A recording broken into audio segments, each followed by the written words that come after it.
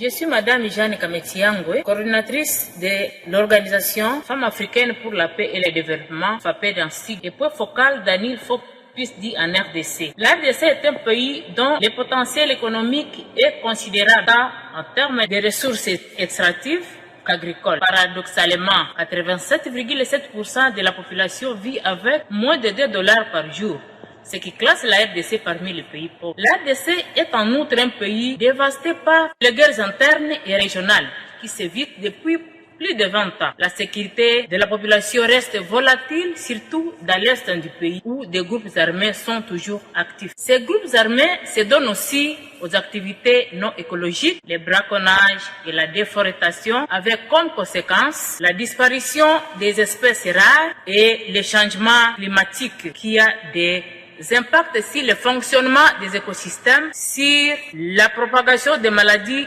animales dangereuses à la vie humaine, car aujourd'hui du Covid-19. Ma mission vise à renforcer la résilience des femmes et jeunes filles paysannes contre les changements climatiques et contre le Covid et les pandémies, et promouvoir la paix et le développement durable pour un monde meilleur. L'ANIL Fopusdi a organisé des formations auxquelles j'ai pris part. La première formation régionale portait sur la dégradation des écosystèmes, la résurgence des coronavirus et les pandémies. La deuxième formation portait sur le cadre de la biodiversité après 2020 et la décennie des restauration. À la première formation, j'ai compris que la dégradation des écosystèmes a pour conséquence l'apparition des maladies zoonotiques telles que le Covid-19. C'est suite au conflit qui existe entre l'homme et la nature qu'il y a l'apparition de ces maladies. Par conséquent, il faut une coalition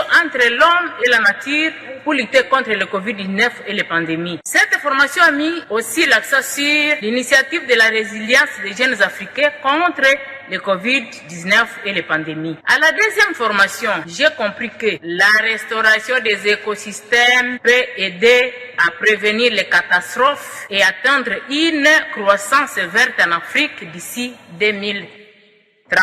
Et que l'éducation au développement durable joue un grand rôle pour mieux reconstruire dans la décennie d'action pour la réalisation des objectifs de développement durable. J'ai restitué ces deux formations aux 15 membres de notre organisation et aux 45 femmes. Tous ont compris que le Covid-19 et les pandémies sont les conséquences de la dégradation des écosystèmes. À cela, nous pouvons aussi ajouter les éboulements, les inondations. Nous avons pris l'initiative de lutter contre la déforestation en créant une énergie alternative à partir des déchets biodégradables. Nous savons tous que la Terre est en crise puisque de nombreux écosystèmes aujourd'hui sont menacés. Alors je lance ces recommandations à la communauté internationale de ne plus investir dans les armes nucléaires et militaires, mais plutôt dans les objectifs de développement durable pour la génération actuelle et la suivante. Aux autorités gouvernementales de s'engager à s'investir, à mettre en œuvre